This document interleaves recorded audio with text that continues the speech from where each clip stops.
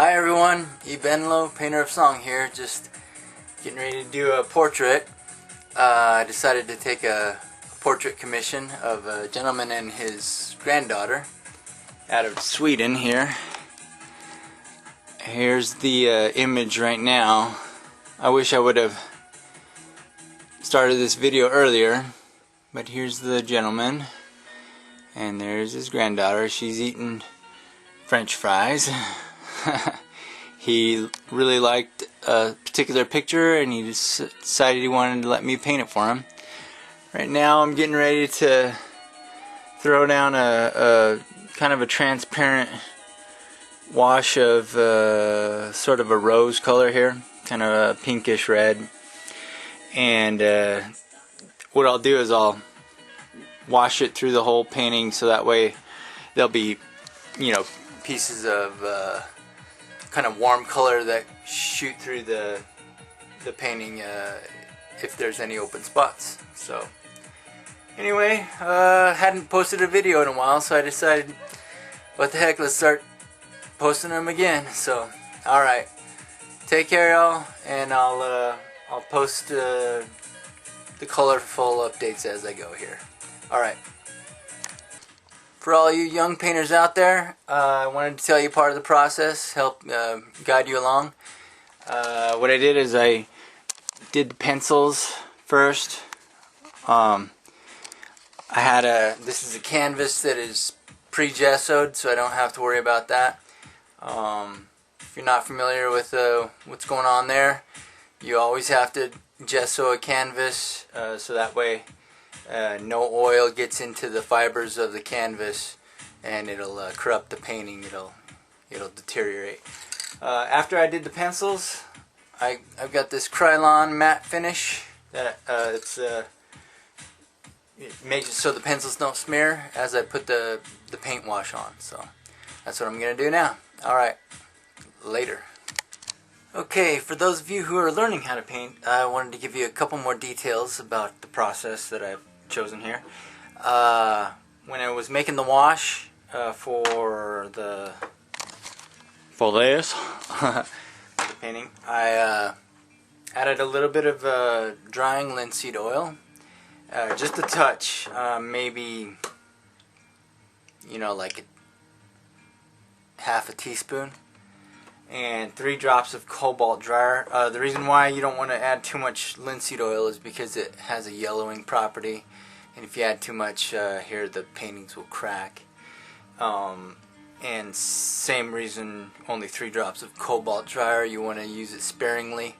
I wanted to use a dryer in this case so that way it'll you know, dry quickly and I'll be able to paint over it sooner. And I'll probably just start painting over it, but for my purposes, I wanted it to dry quickly. I don't want it to bleed too much into the paint I have over it. Mostly I like it if it just peeks through here and there in parts that I've painted on, so, or that I haven't painted on. So anyway, okay, well, this is where it's at. Just ready to go on the next step. Alright, here we go. Oh yeah, okay, so once I've gotten, you know, to this far in it, where I've laid down a wash, the background is next. And I'll start filling in some of the spaces here, the beams in the background, and maybe, you know, a little color on the table there. So basically the next step I do is, like I said, the background, and I complete that, pretty much complete it to detailed finished before I go and put the foreground characters over it, because going in reverse from foreground to background is really hard, and you end up painting over your foreground characters while trying to get the background in. So that's really a frustrated way to do things, so you want to do the background next. So here we go. I like to work dark to light, and I hear that most artists do.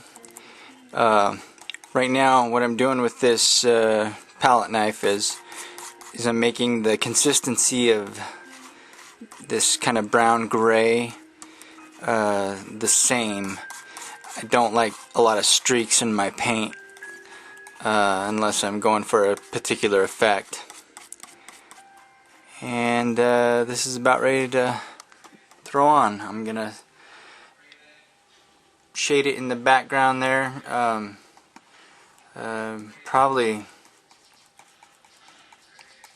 maybe not all over, but it's especially going to go in back here. So anyway, I'll get to that, and we'll see how it goes. I'll post more later. Alright, here's where the painting is so far. Got plenty of the background done, or at least the base layers anyway of the background. And we'll do some more tomorrow. Alright, talk to y'all later. Hi there, still working on the painting here, and I want to show you the progress. What I've done quite a bit of work on it since I last recorded on here.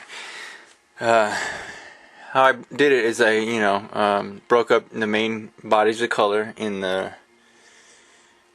piece. Pink here, and just kind of blocked it in, and then you go over after you block it in with some details, some darks, some lights. In here, this is still flat gray, basically dark gray obviously, and then this was kind of a silver gray color, all of these parts in here, this up in here, and his sleeves, and then you just go over that with the grays and do some gradations. Is it gradations or gradations? Anyway, vary the grays in the shadows, and this was this color right here, this band here, and then I went over the top after it was kind of dry with the with some shading there. So the face is pretty detailed, even though you can, I don't know if this camera can pick it up, but there's plenty of variation in the face. I went over with a pink tone that was mostly this color right here, and then after that I did the gray pinks, some tans up in here, did some shadowing up in there, shadows here, what else, and then go over with the highlights. You got shadows in here though. Usually I go first after I do the block, block it with pink, and then go over first with the darks, the grays, everywhere it's dark, eyebrows. Then after that I'll start working my way towards the lights. So after that I did the tans, then I did the some light peaches, kind of lighter pink, I guess, light peach pink, and then there's some more tans over here, and then after all of that I bump in the highlights in here. But the problem is it's still kind of light,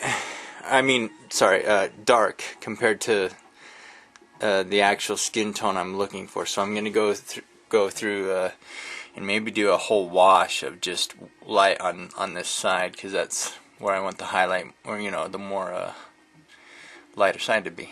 So anyway, that's where it's at right now. She's holding, in case you're wondering, she's holding a bag of French fries, and that's the state of it right now. So I'll keep working on it.